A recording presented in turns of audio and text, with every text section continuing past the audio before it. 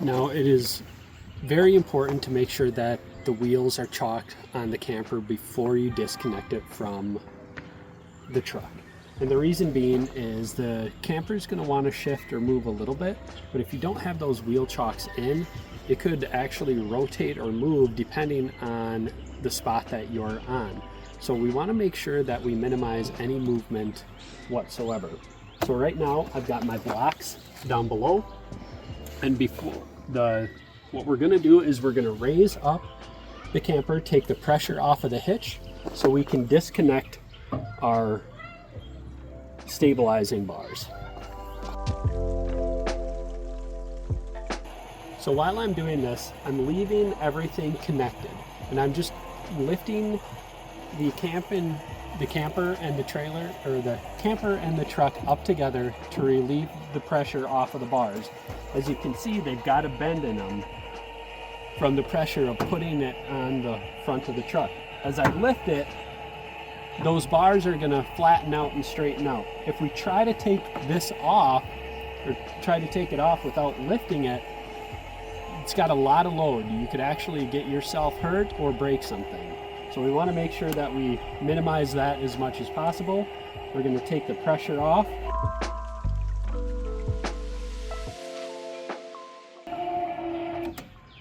Now that I have it lifted and I have the pressure off, as you can see, there's still a little bit of pressure on these bars.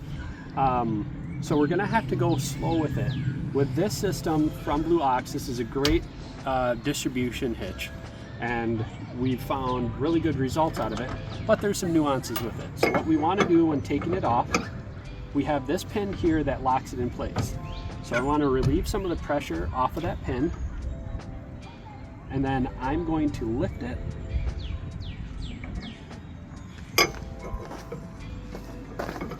I'm going to do it from this side. One of the things you want to make sure is that on this side it rotates clockwise.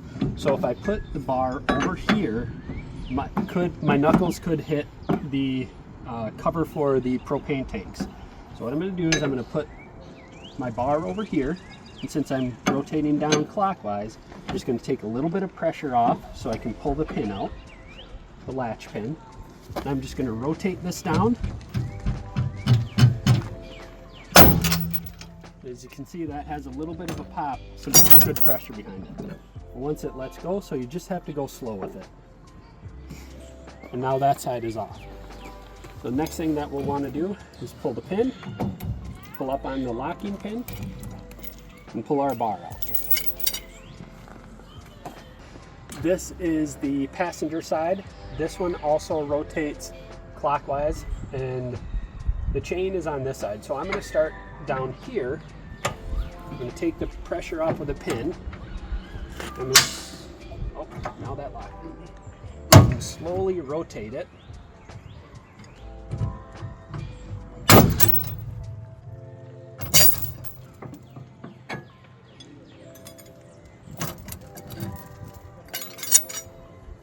There.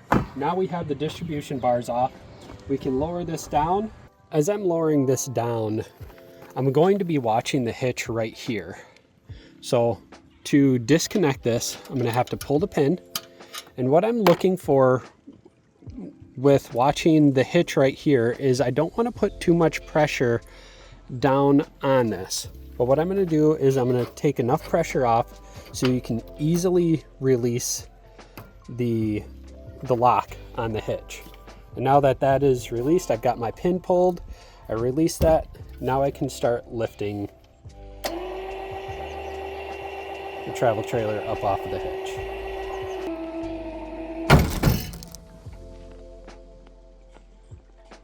Now that we have the truck and trailer disconnected, you can see it shifted a little bit. So that's one thing that we want to be aware of, is when we are disconnecting, there might be a little bit of pressure from where the truck is, where the trailer is. And as you can see, once it disconnected, it shifted a little bit. However, it's still on the blocks and it's still good. And we've got our safety chains on. So now it's time to disconnect everything. I'm going to start with our electrical. Take that off. Start with our safety brake cable.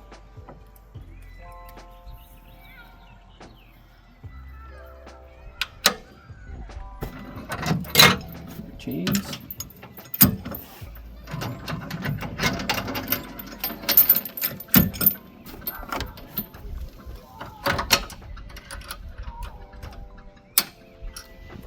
We get our bars put away, one, so we don't lose them, and two, so they're out of the way when we're finishing doing our leveling.